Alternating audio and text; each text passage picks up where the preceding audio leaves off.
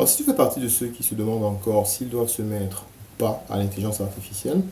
aujourd'hui, je te donne deux raisons pour lesquelles je pense que tu devrais te mettre définitivement à l'intelligence artificielle aujourd'hui. Je suis Bertrand Fauffet et j'accompagne les entreprises et les particuliers dans leur transformation digitale à adopter les outils numériques parmi lesquels l'intelligence artificielle afin de pouvoir travailler de façon beaucoup plus efficace et rester compétitif par rapport au marché. Pour ceux qui me suivent sur ce canal depuis un peu plus d'1 an, vous avez probablement constaté les derniers mois, en fait, une augmentation de la création des contenus qui sont liés à la transformation digitale et à l'intelligence artificielle en particulier.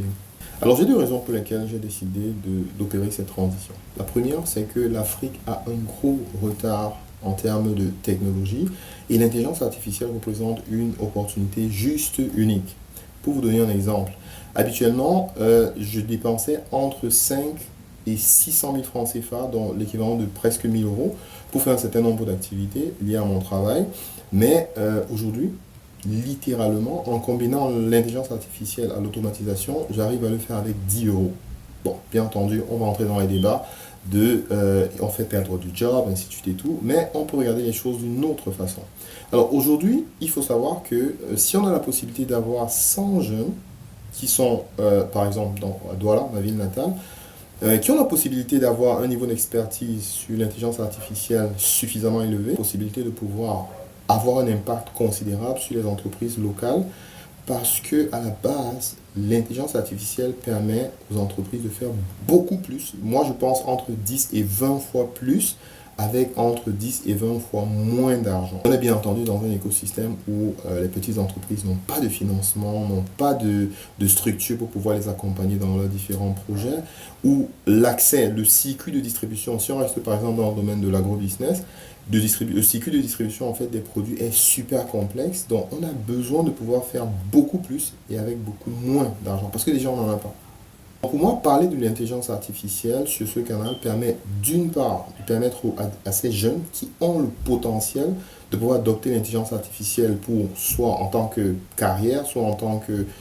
opportunité de business, soit tout simplement pour pouvoir améliorer leur parcours, que ce soit scolaire ou bien professionnel. Mais au-delà de ça, ça permet justement de sensibiliser la grande vague de personnes qui, en fait, ont un certain âge et qui avaient déjà de la peine à adopter les différentes techniques informatiques ou le digital de façon générale. Donc il faut réaliser que la grande partie de l'économie qu'on a, en tout cas pour le Cameroun,